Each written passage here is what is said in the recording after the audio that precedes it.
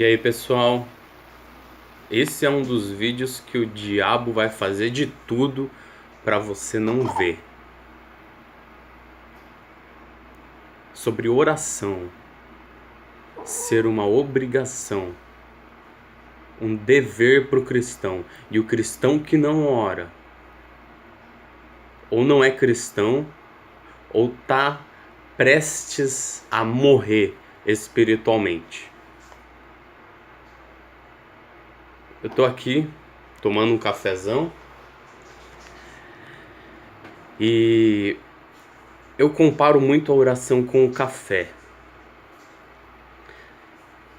E antes de voltar nesse assunto, eu queria falar o que o John Piper falou sobre esse assunto. John Piper, na pregação "Se você não orar, você morrerá", que eu deixo na descrição, ele fala o seguinte, ele pergunta: a oração regular, disciplinada, sincera e dependente de Cristo é um dever? É uma obrigação? Uma disciplina? Se eu vou a reuniões de oração regularmente, oro todo dia às 6 da manhã, isso é um dever, uma obrigação? E você pode chamar assim se quiser. É um dever da mesma forma que é um dever o mergulhador pegar o seu tanque de oxigênio antes de ir para baixo d'água. É um dever da mesma forma que os pilotos devem ouvir o controle de tráfego aéreo. É um dever da mesma forma que o soldado em combate tem que limpar o rifle e recarregar as suas armas. É um dever da mesma forma que um faminto se alimenta ou um sedento toma água. É um dever da mesma forma que o homem surdo coloca o aparelho auditivo. É um dever da mesma forma que um diabético toma insulina ou que o ursinho Pooh procura por mel. E é um dever da mesma forma que os piratas procuram por ouro. Então você pode chamar de dever se você quiser, porque é de uma certa forma. Só que ninguém tá por aí quebrando as paredes da igreja, brigando com os outros, com o pastor, porque os crentes comem 3 vezes por dia, ou que eles dormem todo dia, eles não estão lá, legalismo fazer isso, vamos variar um pouco, dormir todo dia, comer 3 vezes por dia, vamos variar. Não entendem a diferença de uma lei legalista, porque o legalismo significa o seguinte, é eu fazer algo esperando salvação, esperando que Deus me ame mais. Por conta disso, Deus não vai te amar mais por você orar mais. É você que vai se beneficiar disso. A gente que precisa, Deus não precisa, é Deus que precisa.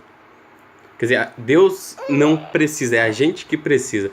E assim, eu tô aqui com a Sarinha, ela tá louca pra mamar. E ela tem que mamar, às vezes de hora em hora, às vezes de 2 em 2 horas. E a gente, quando se converte e é um bebê espiritual, a gente ora mais, a gente precisa de mais alimento, a gente tá ali num crescimento muito louco, ela cresce muito, aí ela precisa com mais constância, mais frequência, né? Do que a gente se alimentar. A gente se alimenta 3 vezes por dia, ela se alimenta umas 8, 9, 10. E depois que o crente vai amadurecendo, por ele achar que não precisa mamar igual no começo, ele acha que não precisa mais comer nada. Mas não, ele tem que comer, e agora a comida é mais sólida ainda, né? Por mais que você talvez não ore com tanta frequência, 10 vezes por dia, igual o novo convertido, mas você deve sim orar no mínimo uma vez por dia. No mínimo, uma vez por dia ali, no mínimo 10 minutinhos. É um bom começo, depois você pode ir aumentando conforme as suas forças forem aumentando. Esse chorinho aqui é de que ela quer mamar, a mãe dela tá no banho. E eu me sinto da mesma forma quando eu não oro. Eu me sinto da mesma forma. E a oração, ela pode ser uma obrigação boa, assim como eu fiz um café moído na hora, um pão com mel, com queijinho aqui. É uma obrigação boa orar. O pastor Lucinho diz assim: ore por obrigação até que se torne um prazer.